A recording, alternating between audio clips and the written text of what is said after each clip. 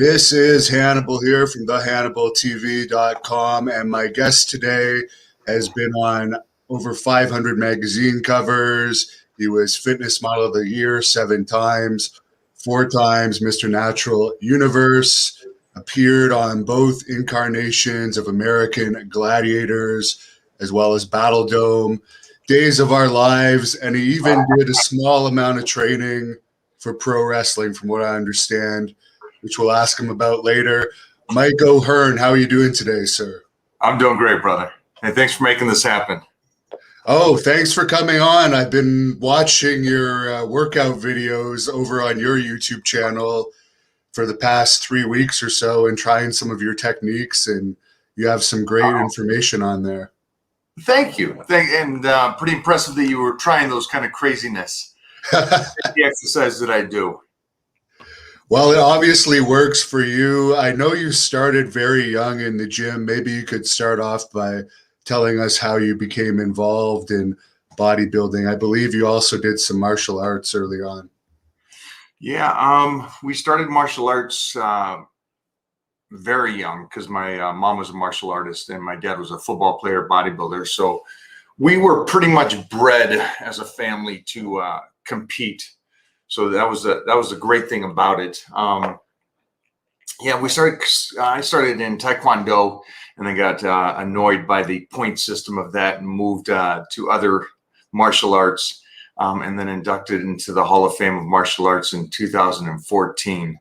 So that was a nice end to that career. But I competed through my teens and 20s and stuff, which helped me in all the TV shows like Gladiators and Battle Dome and just tussling. But health and fitness came about because of the fact of my sisters competed. They did bodybuilding and powerlifting. My brothers competed. And so it was just something I took to. And when I saw my first magazines, it was the combination of Bruce Lee and Arnold Schwarzenegger got me hooked, and I was done. And it's something I wanted by...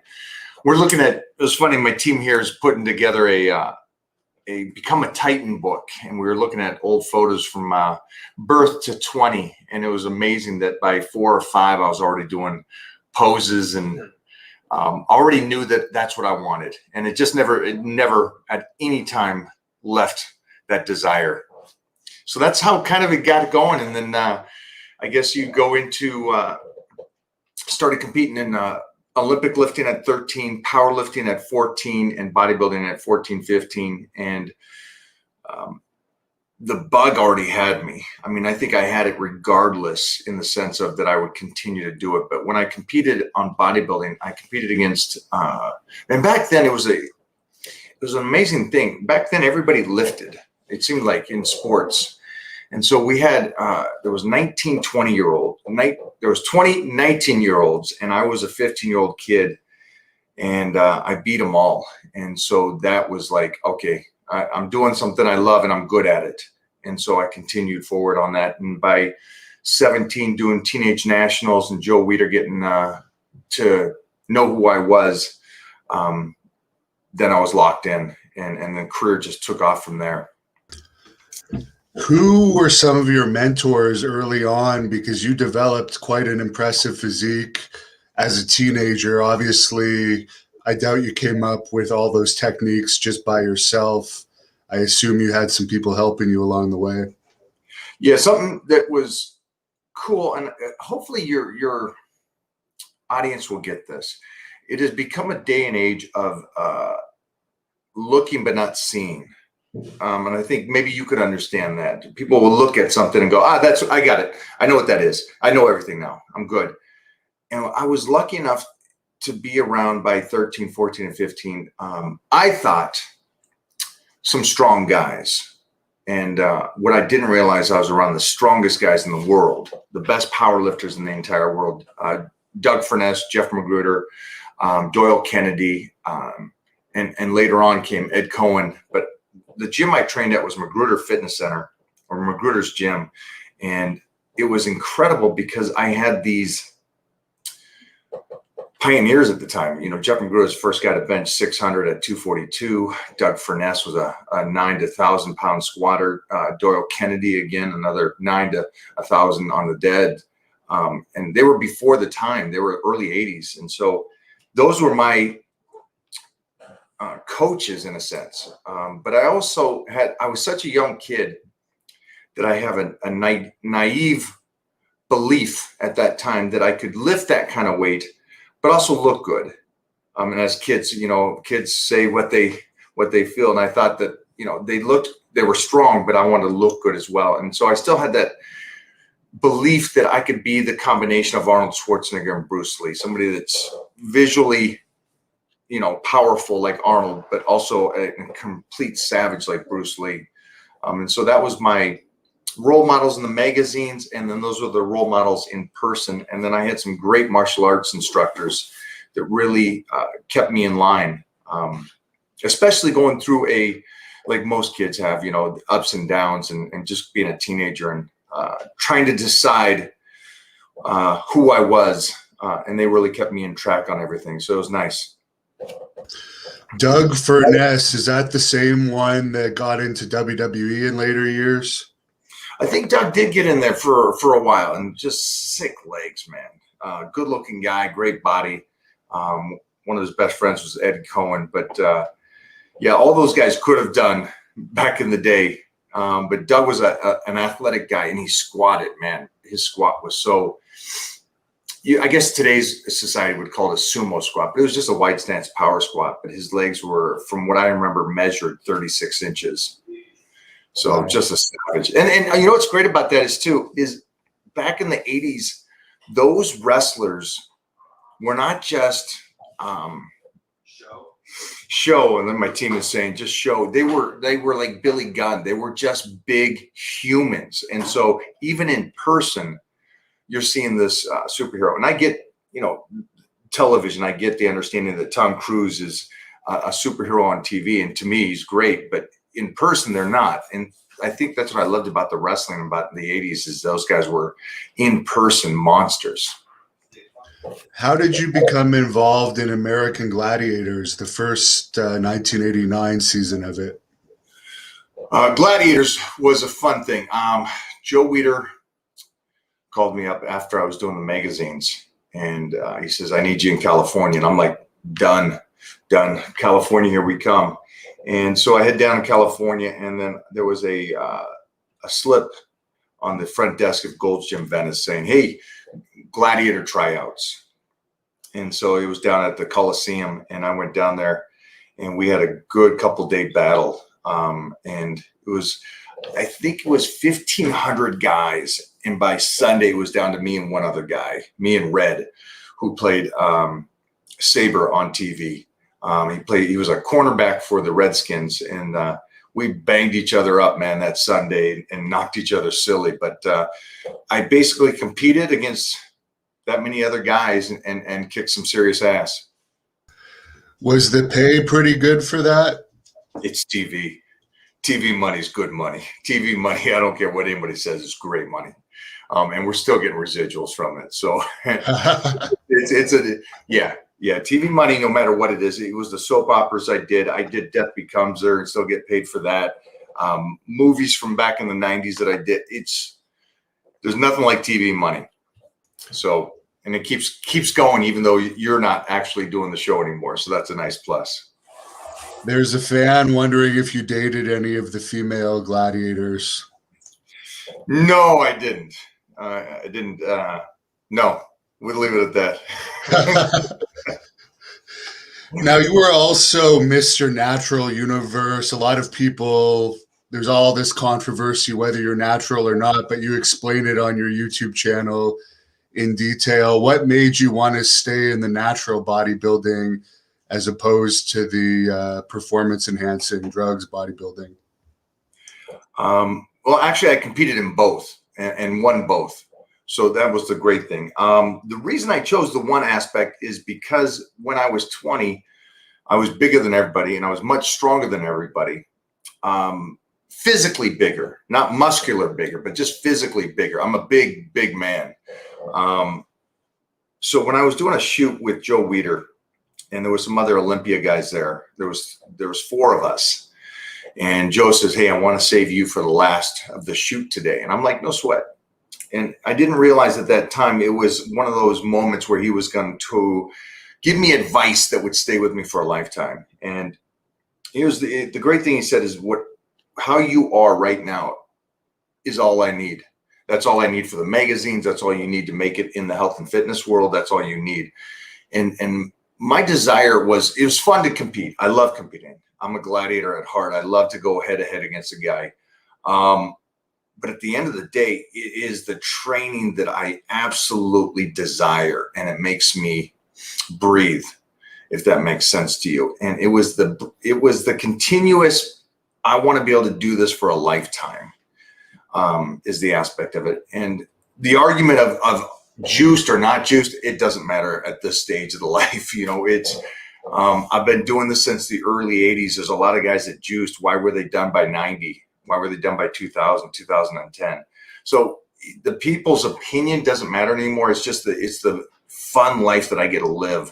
And the one thing I noticed is when Mike Ashley, I found out when I was a teenager, Mike Ashley was natural or somewhat natural.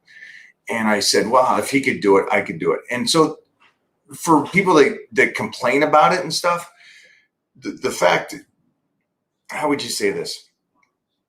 If there's a couple of kids out there that want to try it the way I do it, because of my beliefs, I'm happy that that's just a couple. I can't change a million people, and I can't teach anybody anything. I can only just show you or make you think about it. And the one thing that I've been able to do is not only keep the muscle since the late 80s, but stay healthy and continue to do this and continue to get better. And so if you know anything about chemicals, you can't maintain, you can't keep it. It comes and goes. You get strong, you get weak, you get muscular, you get soft. And so the one thing I'm proud of is that I've got to live the life I have. Good role model. Not everybody's going to love me. Not everybody's going to hate me. So it's been fun. Rick Bassman told me that you and Joe Millionaire were 2 of the guys that could have been huge stars in wrestling had you actually pursued it, but neither of you guys did for your own reasons. Since this is mostly a wrestling YouTube channel, could you explain to the fans why you didn't pursue a career in wrestling? Obviously, you did very well without it, but it's interesting to know with all the guys that he trained that he says you would have been a top star. So the great thing is in the early 90s, Vince McMahon, Shane McMahon actually came out and we went out to dinner and hit it off. And from that, they flew me out there and sat down with Vince and the whole team at WWE. Early 90s. It was actually, I think, right before Billy Gunn got there. It was great. We got suited up. We got a wardrobe. We got everything. And I was going to go down to, I guess it was Tennessee or Georgia at the time to do camp. But then the conflict, remember I had Gladiators. So it wasn't that I chose not to do wrestling, but I already had Gladiators. And so with Gladiators, there was 5 of us, 5 guys, 5 girls. And so I was more of a star for that show. Instead of going down to camp for 6 months and everything, and then the contracts just got into the way. What was great was that opportunity came back around later, which was great. We went to Terry Taylor. Terry Taylor? The Red Rooster? Yeah, the Red Rooster. So I did a show called Battle Dome, which was great. And Battle Dome was a lot of fun because we could kick that again out of people, which was fun. Again, I've had a pretty darn fun life. So that show was great. And then we teamed up with WCW, which was really good. And I got to meet some friends that I'm still friends with today, from Flair to Hogan and others. But we went and we'd compete against those guys. We did WCW. They would come onto our show. We'd go on to their show and do wrestling. So that was fun. And then from that, I went to camp, and it was great again, except that we didn't continue forward because WCW sold to WWE at that time, and unfortunately, they were not happy about the first encounter where I couldn't do the wrestling, and so it didn't happen on the second time because WCW sold to WWE. Ted Turner sold it off to Vince, and it's okay because then we came back with Gladiators and we kicked ass again, and that was a great thing. Yeah, there's a fan on here asking about the second incarnation of Gladiators, that Hulk Hogan was actually involved with it. How was that experience for you, and did you become friends with Hogan on that? No, I became friends with Hogan almost 10 years before that from WCW. So that was, and here's the funny thing about, I guess, weightlifting or being in the magazines and being at this level is that you're already friends with a lot of these guys, and you already know a lot of these guys. So that was a great thing. You know, it's a small world when you get to the top, and the health and fitness world and the wrestling world and the football world, they're all very intertwined. So, you know, my friends are throughout wrestling, throughout football, throughout MMA.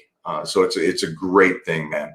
And it's you know what it's nice about it is it's a lot of guys, you know, just guys that can talk some smack, have some fun. Yeah, so it was great. But coming back on the new Gladiators was a blast.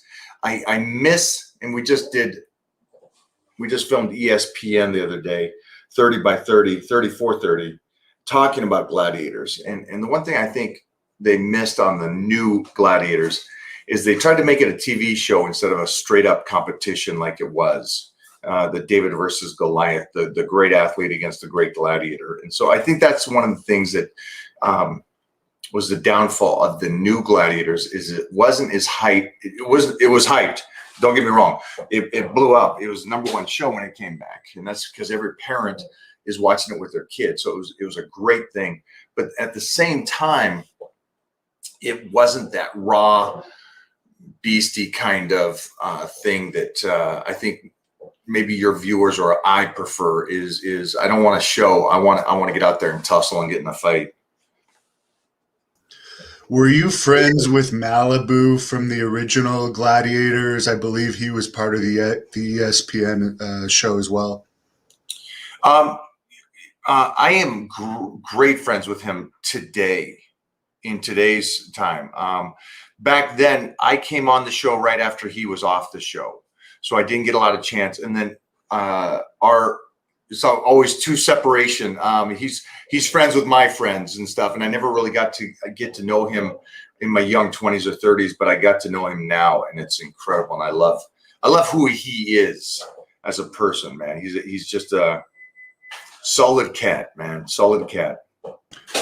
Is it true at one point you dated Medeja from WCW, who was with Scott Steiner as a manager? I guess it's true. I guess we were married. Oh, you were married to her? Okay. Yeah, we were married back in my 20s. I was a young lad. Oh, wow.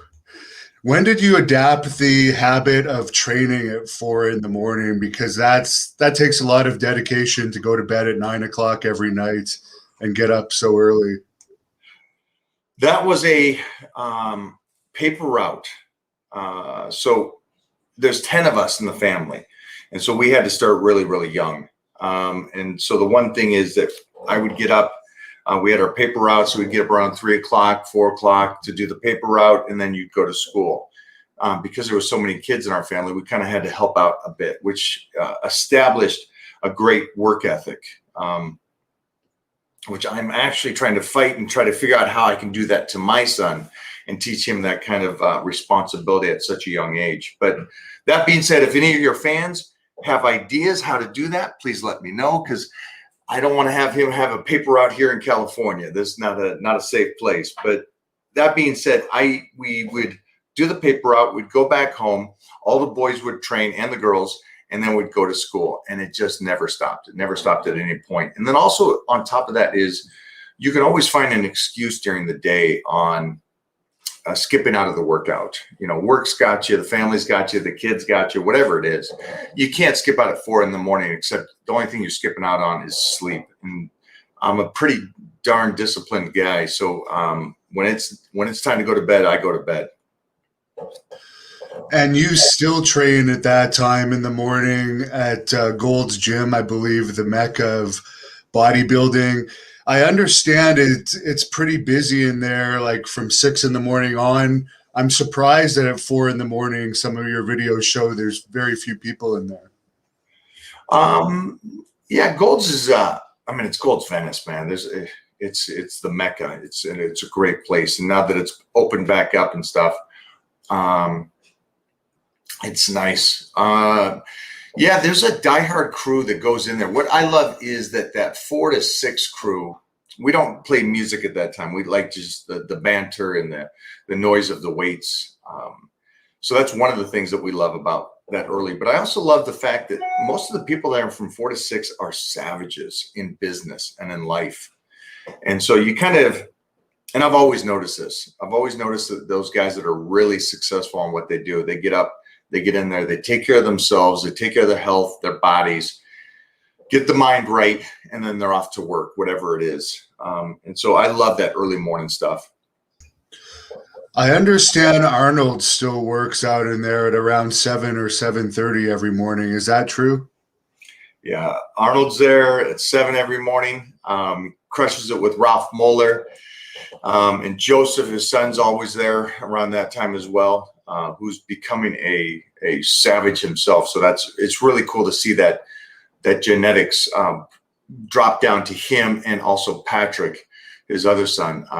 Both great kids. And you know what I love about both of those kids is Arnold set up a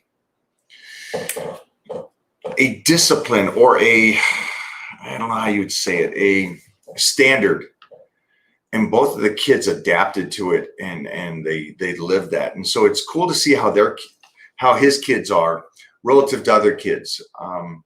I see this next great Arnold since 1990 come into the gym, and within a year that guy's gone because he believed his own hype. He got carried away with stuff, or he just went down the wrong path. And it's cool to see these kids that are just really focused.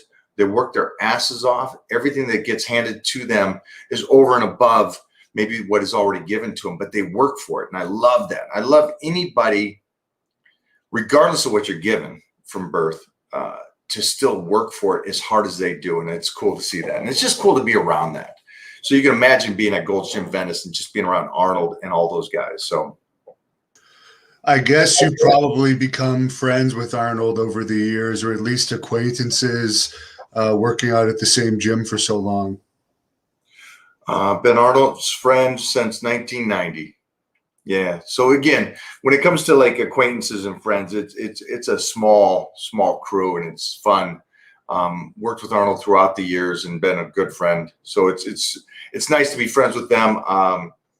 His nephew, Patrick Knapp, Schwarzenegger, is a dear friend, and we're the same age. So we kind of grew up in the last 30 years together. So it's always good to go to Arnold's movies or on set and joke around with them. So it's a plus. But from Hulk Hogan to Big Show to all these guys, I've been able to hang out with them, be friends with them, and good friends with them, and then also help them. And I think that's what's really cool in the last, from like Steve Austin, even to John Cena and so on, is to help them with nutrition or advice on training on how to keep this going. Like you said, you saw some of the exercises I'm doing. A lot of the training and nutrition I do is not just to win Mr. California or Mr. Universe. It is to be able to do this for a lifetime and be a savage for a lifetime. What is your relationship like with Steve Austin? I heard your podcast with him, and he seems to have a lot of respect for you. It's great. It's great. Dear friend. We're funny Texas together. We get to hang out. It's good. All these guys are really as cool as you think Steve Austin is, he's probably cooler. You know, he really is, man. He's such a straight up kind of guy. Him, Arnold, Hulk, all of them, just great guys. I've noticed you have a few videos up, more than a few actually, with Billy Gunn on your YouTube channel, training with him. How did you become friends with him, and what is your relationship? It seems like you guys train together here and there. Billy is one of my closest friends. He's great. Billy and I got to connect through the years. And yeah, he comes out and stays with me at my house. We train a lot together. And I think the thing with Billy and I that we both like is that we've been doing this since the early, he was doing the WWE at the early 90s and I was doing Gladiators early 90s. And so it's about continuing to get better and continuing to set a bar. The one thing, if you ever met Billy? Only briefly, but yeah, he's huge. Yeah. Monster. Just a monster of a man. Hulk's a big guy. A lot of these guys are a big guy, but the one thing I noticed about Billy was when I saw Billy in the early 90s on TV, I said, wow, this guy has a good physique, but he's probably about, 5'11", 6 foot, maybe 220 or something like that.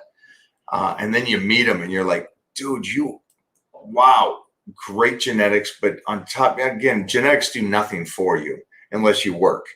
And he works his ass off, and was nice this last year. I guess it was within the last year. Yeah, that I helped him. I think my team would know better than I, but I helped him get ready for stage, and he got to compete in his first bodybuilding show. And so that was cool to have this guy, a Hall of Fame wrestler, Billy Gunn, do his first bodybuilding show, and me taking him through it and taking care of his diet and his training and everything. There's a fan on here that wants to know, what wrestlers do you think would have made good American gladiators? Ooh, Scotty Steiner, Rick Steiner,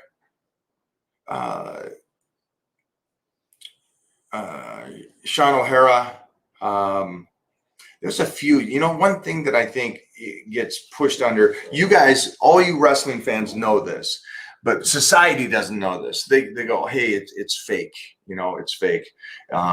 It's just going out there and they're acting. Those guys are great athletes. They're great athletes. And mostly back in the day when I went to WCW or when I was first over at WWE, those guys are the biggest monsters and athletic monsters that you can meet. A lot of Division I players out of college when I went to WCW, and yeah, there's so many of those guys could have been great gladiators. And again, gladiators was somebody could work the microphone and kick some ass. And so all those guys, you guys know they can work a microphone. But yeah, most of those guys could have been great gladiators. And vice versa. I think everybody that was gladiators could have done great in wrestling. So yeah, it would cross over easily. EJ wants to know what your favorite body part is to work out. I'll go two. Favorite thing to do is legs because they're the hardest. But then on top of that, I would say shoulders because I want to have these just superhero round shoulders, which obviously I don't have right now. Or do I? I don't know. But those are the two things. I would say legs because it's just a mental fight, and then shoulders because they're so fun to train. Speaking of those round shoulders, do you have any tips for side delts and also traps? That's always a sticking point for me to try and get those traps bigger.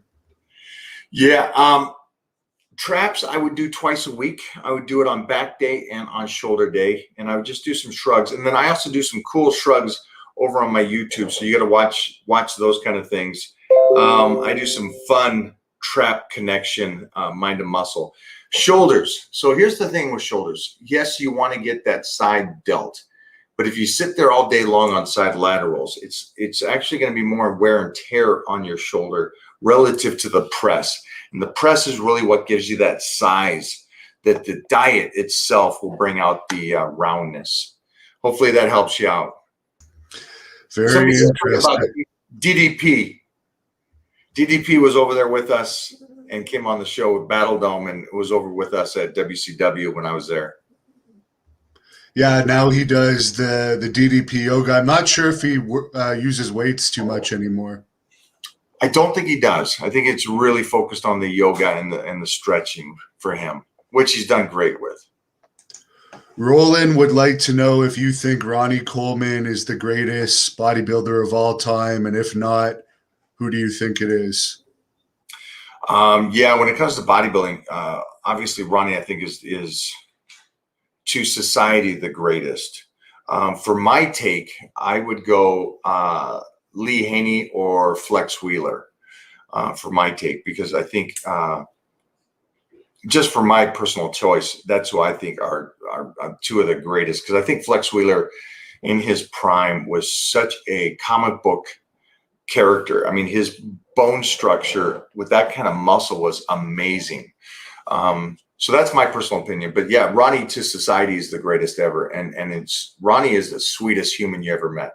Ronnie is like Christmas every day. It's an amazing cat. And I've known Ronnie since the late 80s because we powerlifted against each other in the ADFPA. Wow. That goes back, and a few of the fans have asked this, but it's a good question. You've been at it so long. How do you still look as youthful as you do? Well, that goes right to the point of it was always about being healthy, taking care of myself, and the slow race to the top, not the speed, get on drugs or anything like that. It was never that for me. And that's why I stayed to the natural route and wanted to keep that way.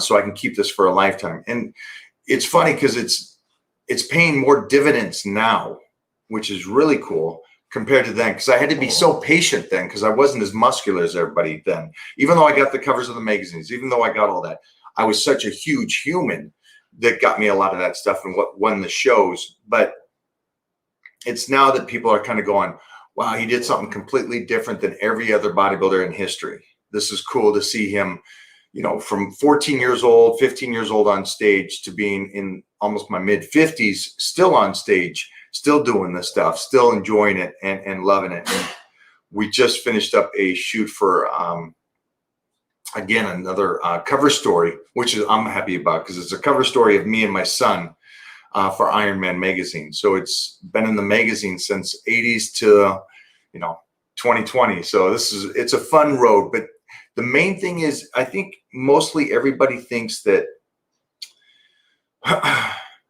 it's the lifting or the extra stuff that gets you muscular, and it's not. It's the nutrition.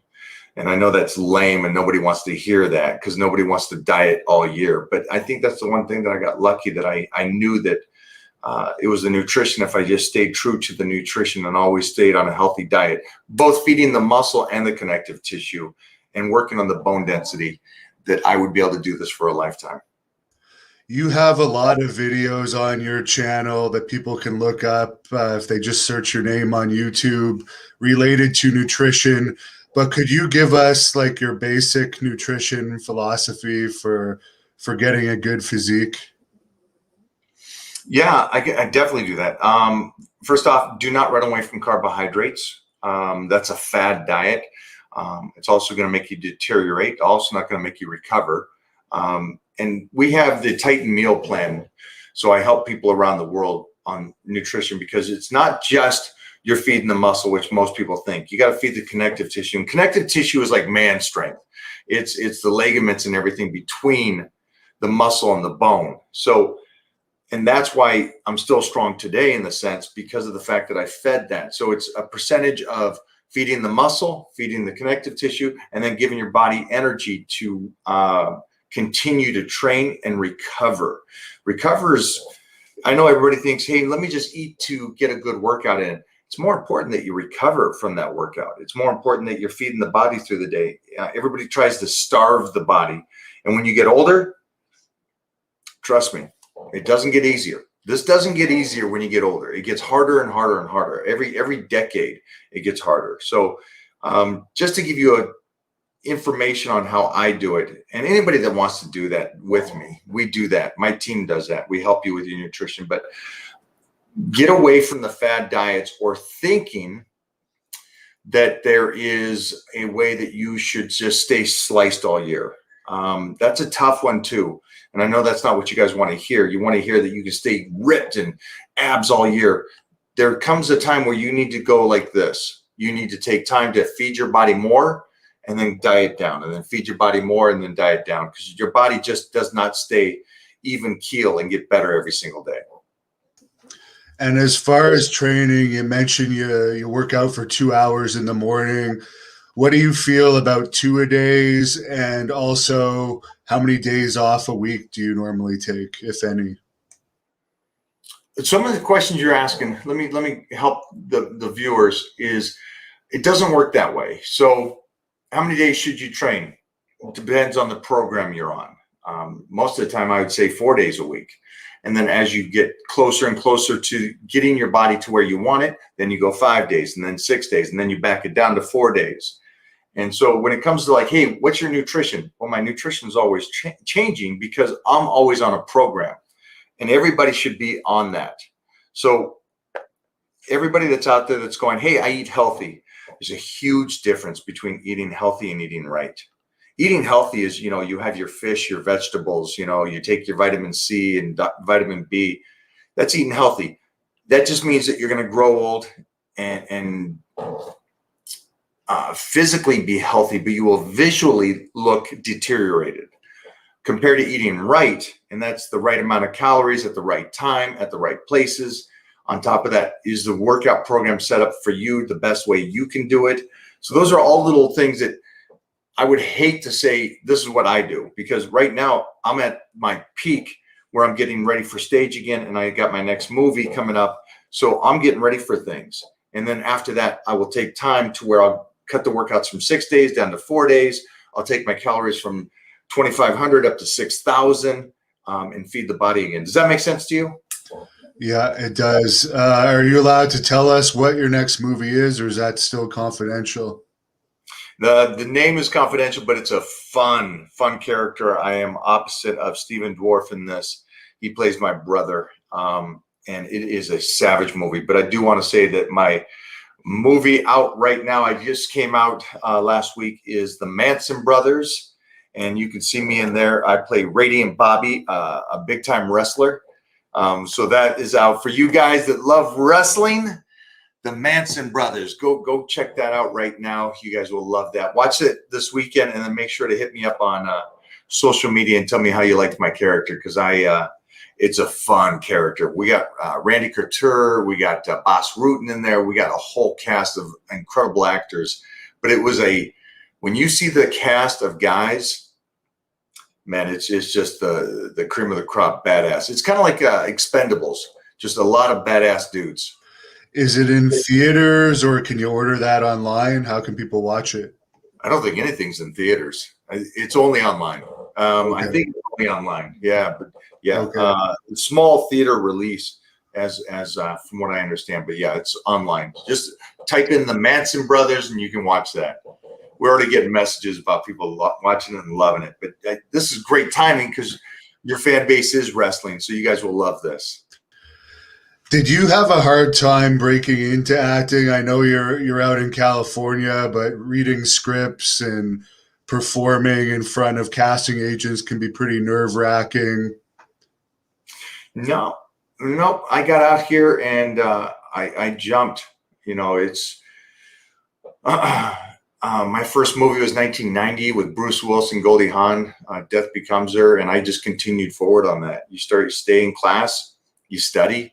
You go on castings, you get said no a lot too. And yeah, you just keep pushing. But I've had a great career with a lot of projects I've had. And this last 2 years has been exploding. So it's nice. It's one of those things, I guess it is, again, now with all these new movies coming out that I'm doing, it's everybody going, oh, sheesh, you're acting. I've been doing it the whole time. But, it's never just it's never you go to stardom within weeks. You know what I mean? It's one of those things is and for me, I love all this so much that I just stayed with it. I stayed with it. And it's one of those silly little quotes they say, you can't beat the guy that doesn't give up. And I'm that guy that doesn't give up. And I'll keep pushing on this. You've also been on the cover of a lot of romance novels. Are those fun jobs to do? You tell me. I get a fly out to New York, pose with hot girls. I think we hit about 3 or 4 girls a day. And you're basically kind of just like smooching on each other. And yeah, it was that was really, really fun. And it was a huge part of my career too, because it was such I came in after Fabio and took his spot, and it was great. It was great. A lot of fun. And the artwork is amazing. Mostly back then, because, everything can be probably done by computer nowadays, but to see the paintings, because we would go in, they would dress me up on whatever outfit it is and whatever period piece it is. And then they would take photos for a good hour, and then the artist would choose his shot and create it. To see that was amazing, outside of just having fun doing that kind of fun stuff. That's silly money. I can imagine. Yeah, they take care of you. And you've saved your money really well too, haven't you? I was watching one of your videos where you mentioned that.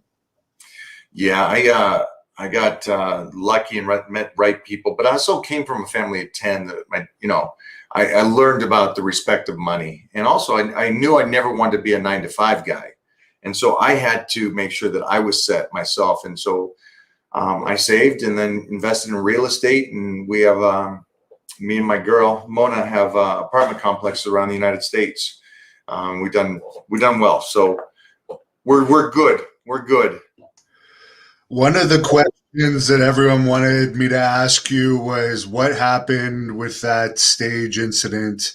And you mentioned in another interview, I looked it up, where you said something happened after you fell off that nobody saw.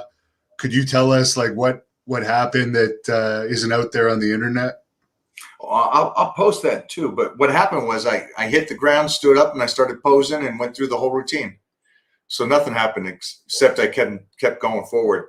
What saved me, I think, was the judo, because you are falling off a stage in pitch black. You don't know where the ground is. But I naturally just slapped the ground, jumped back up, jumped on the chair, and everybody in the auditorium thought I planned it and faked it, the fall, which I didn't. It was a 100%. I did not see the end of the stage. I went out there. It was a smaller stage. Also, you're blinded by those lights. And so, yeah, just hit the ground, got up, started posing, having fun, and that thing went viral. Holy shnikes, and we still laugh about it today. So yeah, that's one of the things that unfortunately pops up when people search your name now. Not unfortunately, that's a good thing. Yeah, well, you looked amazing. It's a good thing. Hey, we all mess up. Mine just happened to be on TV at the time. Now, I've watched a few of your videos with Rich Piana. It seems like you guys were very close. Could you share some memories of training with him and your friendship? We didn't train a lot together.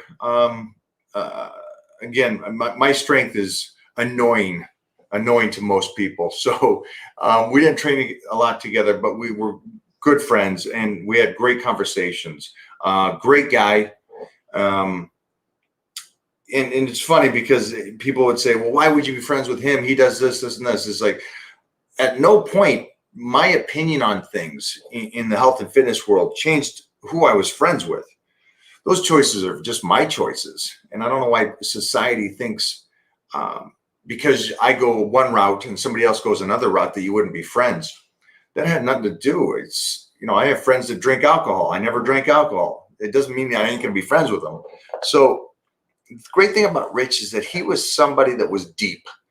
You could have serious conversations with him, have nothing to do. We never talked about training outside of that video. We talked about life, dogs, family. And so great human being, good role model to people in the sense of just being true to who you are, regardless of how you look or how society looks at you. That was the great thing about him. I thought that a lot of people look at him one way visually, and then they have their opinions. Man, people will surprise you. I've been in this business long enough. People will surprise you. Some of the nicest people are some of the most unique looking people, where some of the most beautiful people are the most ruthless, ugly individuals inside that you'd ever meet. Now, Rich, watching his videos, he seemed to have been a big proponent of pre-workout and going even overboard on the pre-workouts, which may or may not have contributed to his passing. What's your philosophy on pre-workouts? Oh, I think, yeah, I think that had nothing to do with it, but that's for a medical person to say. I like pre-workouts. I love pre-workouts. I have a non-stim pre-workout because I don't want to be jittery when I go in the gym. Except for some days when I'm feeling the diet has got to me, I'm burnt out, I'm tired, then I'll throw some coffee in there. So I'll do the caffeine as well. So yeah, pre-workouts aren't dangerous, and I've never heard of anybody being anywhere near injured or medical reasons from a pre-workout. Michael would like to know, how were Mike Adamle and Larry Konska, the American Gladiators commentators, which I might be pronouncing wrong? They were great, man. You went old school, man. You went old school there. Great guys. Great guys. Gladiators had some. The cast from the first one and everything, I prefer those guys because they really taught me a lot. From the cast to the way the crew ran, everything about that. There was so much I learned from those people. And I think I've always been one of those people, because I grew up with dyslexia, is that I've always paid attention. 100% paid attention, because I couldn't read it, couldn't write it. So I had to pay attention. And I think just learning people's traits and how they were on the first Gladiators, from the host to the cameramen to the gladiators themselves. Great crew, great people. Clay would like to know if you have any memories of Ray and Tanya. Yeah, Tanya. I talk to both still, Tanya a lot. Both great individuals. Zap. That's Ray Hall. You know, the cool thing about Ray was, man, she was like one of the first girls I ever knew that benched 315, and she was beautiful. And then Tanya obviously was one of the biggest bodybuilders at that era, and she was like the pretty blonde of the early 90s, late 80s, 90s, and still beautiful mother today. Both great people. Again, you guys are picking some great names, old school stuff that are really, really good people. Just so you guys know that I've been lucky in a career that I've been around really good individuals. And I think a lot of them, you only make it because you're a good individual. You know what I mean? And continue to keep that name. It's to be great for a day, you know, you got to be some of the best, right? But to be great for a lifetime, that's character. Malibu was telling me that the fans were a little bit nuts sometimes for the original Gladiators, almost to stalker levels, but definitely there was also the groupies and so forth. How was the first incarnation of Gladiators for that compared to the second? Well, wouldn't you be a stalker for Malibu? Oh yeah, he's handsome for sure. Handsome fella, man. I'm a stalker today. I stalk his Facebook page. I'd do that. Good looking cat, man. But yeah, I think the original had it. The original had it, and so obviously you're gonna have the fans that are gonna be a little bit more hardcore, probably a little bit more closer to what I dealt with when it came to the romance books. Those people are the women are very hardcore on that. The newer one, I think it was tapered down quite a bit for the fan base. Yeah, I think when it comes to the original Gladiators, you could compare that to wrestling and how the fans are with wrestling, because I know that sometimes I'll joke with Billy and I'll say something and his fan base will go off. You know, him and me just teasing each other, but his fan base is very loyal. So I could understand that from Malibu. Tucker would like to know, speaking of Billy Gunn, would your son ever be pushed towards joining wrestling? Because Billy Gunn obviously is working with AEW now as an agent. He probably has the hookups there. I don't know. I mean, obviously, we are raising him with our best ability to make him. You can't coach size. That's one thing you can't coach. And so we've been feeding him from day one correctly for how a baby should be raised on proper meats. So he's a savage and he's a monster of a child. And we also started training at 3 months, swimming, and he moves kettlebells every single day. So we got a long time before we cross that road, but I would say I'm going to set him up physically to be able to do whatever he chooses to do. And then I'm not the savage in the family. I will say that. It doesn't matter that I'm in the Hall of Fame of Martial Arts or in the Hall of Fame of Bodybuilding or I've won these shows or American Gladiators. The real savage is Mama. So Mama's the real savage. And I think that's why I ended up marrying a woman from Transylvania. I needed a vampire, somebody that would be ruthless, tough, strong, and carry her own torch. So him getting raised by a woman like that came to the country from a communist country back then, from Romania, and turning herself into the success she is, it's a pretty cool thing to see how great America is, but also to see somebody that has that kind of attitude come to America and become a success, which kind of shows that everybody, especially if you're born here, man, you should be able to become somewhat successful on your own without complaints. I saw the video where your wife was making you peanut butter and jam sandwiches. I think Billy Gunn was in that too. Would that be one of your favorite meals? And if not, what would be? Because I've heard you say that you're not really a big eater as far as taste goes. Well, I'm not a big eater as far as taste goes because you're not going to get a lot of taste on a healthy diet as much as you'd hope. With her cooking, it tastes much better than with Piedmontese and Icon Meals. Those are two huge saves for me. But when it comes to, let me say this, it's not just me, but it's guys that I know that were monsters by high school. Remember, somebody was just saying something about life or chemicals and stuff. I was 275 before graduating high school, and I was already the national champ in powerlifting, wrestler and all-American football player. And so it wasn't 275 like you see today, a sloppy 275. I won Teenage Washington. I was competing against, a year later, I was competing against men in open shows. So I was a monster of a child. Now, that being said, that was also almost 40 years ago. So that being said, it was the peanut butter and jam sandwiches in between classes that got me huge. Besides the protein and everything else, but it was the high calories and the protein from the peanut butter and the fats from the peanut butter and the bread. And I did Wonder Bread back then, man, some good ass Wonder Bread. You guys don't even know about Wonder Bread. But yeah, it's peanut butter and jam sandwiches are some of the greatest things in the world, but there's some of the greatest things for everybody that's on here, that's viewers, that's young, teenager, 20-year-olds that want to put on size. Peanut butter and jam sandwiches. Very interesting.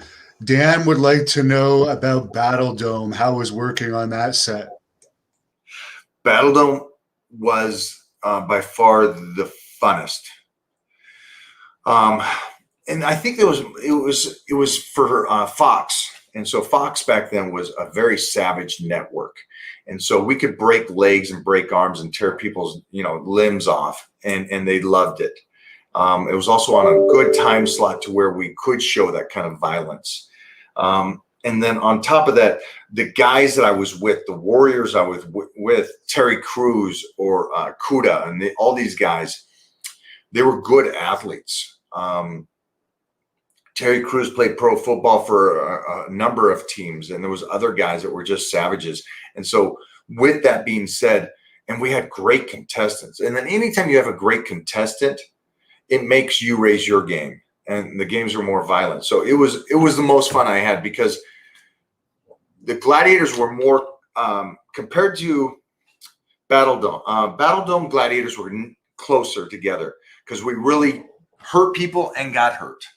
Compared to Gladiators, which it was more, I think everybody was separated. Everybody wanted to, fighting for themselves in a sense. Where Battle Dome was a much more family-oriented thing, and I think that's why me and Terry Crews are still friends today, and me and the other guys are still friends today, is because we went to battle together. And anytime you go to battle with somebody, you just become a different bond. Mr. E-Face has kind of a follow-up question to that. What was the worst injury you had from either Battle Dome or Gladiators? Worst injury is I blew out my bursa sac in my knee. Was the worst incident I had. I've had dings, cracks here and there, but bones heal. I never stopped. I never pulled out. We just kept going. But you fight that much. Remember, I didn't do this for a year, and I think that's where people, if you think I've done this I did it through my 20s, my 30s, and my 40s. So I was competing against guys 20 years old to 30 years old throughout my 30 years. So it was so much fun. It was so much fun. And then on top of that, you're going to get banged up. But one of the things that I always talk about is that, are you injured or are you hurt? Because you got to keep fighting if you're hurt. So, and I've been lucky enough to continue my whole career. And I think that goes back to the nutrition. It does go back to the nutrition and the way I train. I know that most people are like, well, you shouldn't train when you get heavier. And the truth of the matter is you should only train heavy. Lightweight is deterioration to the connective tissue. It is continuous reps with no weight. So there's no bank account. You're not putting anything away for the future. All you're doing is burning calories for that day. It's like cardio. You go to burn calories for that day. You're not putting anything away for the future when it gets harder. And so bone density is connective tissue. Those are the two greatest things that you can have as you get older. And that comes from heavy weight. So it just separates men from boys. It really does. It's the guys that go in there and go, hey, I'm just going to go lightweight and lots of reps. It's not the way. I will see you in a year and you'll be worse than you are today. What's your opinion on The Rock's physique? It's great. I'm impressed, and I know how hard this is. I'm impressed that his physique is better today than it was 20 years ago or 25 years ago. So it's a cool thing to see. And he's only getting better. To me, when I see him in the gym and we talk and stuff, he's only getting better. It's a great thing to see. And I think it goes back to what I believe is that you really love something, right? You freaking love it to the point where I need to bleed training. I need to breathe it. I need that battle. And he's the same way. And that's why he trains at 3 or 4 in the morning before he goes to set. We both love it so much, and I think he'll continue to look even better and better and better. And he's a good sized human too. He's a big boy. I know he looks big on screen, but this is coming from a big guy. He's a big boy. Last fan question I'll ask you here is, does the pandemic lockdowns have any negative effects on your workouts? And what do you recommend for people who want to work out without access to the gym? Here in Canada, our gyms were closed 300 days. Yeah, you guys what is going on up there, guys? Holy shnikes, man. 2 things. I have a dumbbell workout program that you guys can all do. So even if you're locked down at home, you got a couple dumbbells, I got a full workout for you. And you can just Mike O'Hearn anywhere and you'll find me. So don't worry about the name of it. Just go to mikeohearn.com. You'll find it, or contact me. Now, that being said, the lockdowns was a great thing for me, believe it or not, because my girl is a worker and she'll work me. And so for those 6-7 years before the lockdown, she was having me guest pose almost every other weekend. I was traveling and dieting. Remember, I talked about this earlier, is that you don't want to diet in the sense of cutting. So I'm always dieting, but there's a difference between cutting down to get on stage and being off season and feeding the body. They're both nutrition plans, and you should always be on a nutrition plan. So I was always in a deficit. And so that lockdown was great because I got to go off season and eat some good calories to let the body heal. And it was great because I got back up to like 310 pounds and moving some sick weight, more than that today. So it was great. It let the body heal. I got to go off season and take the calories high, which allowed me, and I say this to everybody, and I don't know why they don't understand this. My team tries to explain it to me, but by not doing cardio, by training 4 days a week, by eating the high calories, it allowed my body to heal, put that muscle memory back on, and then also allowed me to slice and dice and look better than I've ever looked in my entire career. So I know people are talking and stuff, but listen, I won the universe. My last time I won the universe was 1997. All right. I won the Mr. California NPC in 1999 or 2000. So it's been a long time. I'm going to look better this weekend than I've ever done in my entire career. So it's, again, 1983, I was on stage. So we're almost coming up on that 40-year period. And nutrition is key. Taking time to train smart, not harder. All these kind of things, these little details that I've picked up over the years. And again, I've taken the knowledge from Arnold, from Sergio Olivier, from Lee Haney, from all these individuals throughout the decades, and then put it together for what works best for a body. And I've been able to do this and stay healthy and do this and help people around the world, because that's pretty badass to be able to do. Now, you do have this Titan training program. I believe you have to be a member to actually be a part of it. I've only really watched you talk about it in videos. Could you tell us a little bit more about it? Yeah. You don't have to be a member. You get to be a member for free because you subscribe. So that's the great thing about it. You subscribe to the nutrition and the training, that automatically makes you a member. So it's kind of a sweat equity, I guess you would say. So the membership thing is free. That is free for everybody if you're a subscriber. That way I can talk to everybody that's doing the nutrition. I can talk to everybody that's doing the training. And me and my team get to help them make sure that they're perfect. And the great thing about that is everybody's so different. And everybody has different issues. And some people have diabetes. Some people have 30% body fat. Some people have a bad shoulder. So the great thing about being a member, which is free, is that I get to talk to you and say, hey, let's do this. Let's not do the shoulder press because your shoulders are getting hurt. Let's do the side laterals. You got a bad knee. Let's not squat. Let's do leg press instead. And I get to help them. And that, tell you the truth, man, some of the feedback I get from fans around the world is some of the coolest things. People going, man, I got 150 pounds off my body during the lockdown. That's cool to hear from somebody that was over 350 pounds, and that's just one incident, but it's a cool thing to be able to do that. And also to be able to give away the membership for free because you're a subscriber is the coolest thing. Very good. And people can just go over to your YouTube channel to subscribe to that. Just go to Mike Hearn. Don't go to YouTube. Just go to Mike Hearn. And if they want actually more specific advice and training programs, as you were talking about before, for everyone has different goals. Some might want to be a wrestler and look like Billy Gunn. Others might want to look like Don't you. Don't we all? I want to look like Billy Gunn or Malibu, man. That's the two. So how do people get your help with that? Is there something through your website? MikeO'Hearn.com. Okay. MikeO'Hearn.com. We make it so simple for you guys. So you guys can crush that stuff and be easy on that. And this whole time, I probably could have touched the comment section. And so I could have saw a lot of these questions here. I'm sorry, guys.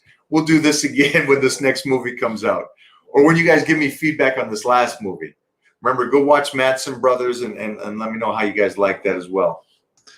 Yeah, there was a lot of questions today. We didn't even get to a quarter of them. So thank you, fans, for watching. And I've become a fan of yours watching your videos over the past few weeks. I already knew you from American Gladiators, but I didn't realize a lot of the other stuff you did. So I'm going to keep watching your videos and test your workouts as well. So hopefully we can have you back on next time you have something to promote, but I'll let you close this off however you want with whatever you want to say to the fans. Wrestling fans, you guys are diehards. I love it. Go tease Billy Gunn for me. Tell me as like skinny legs or something like that. It'd be fun to do. But if you guys are serious about getting healthy or nutrition or training, just go on over to mikeohearn.com.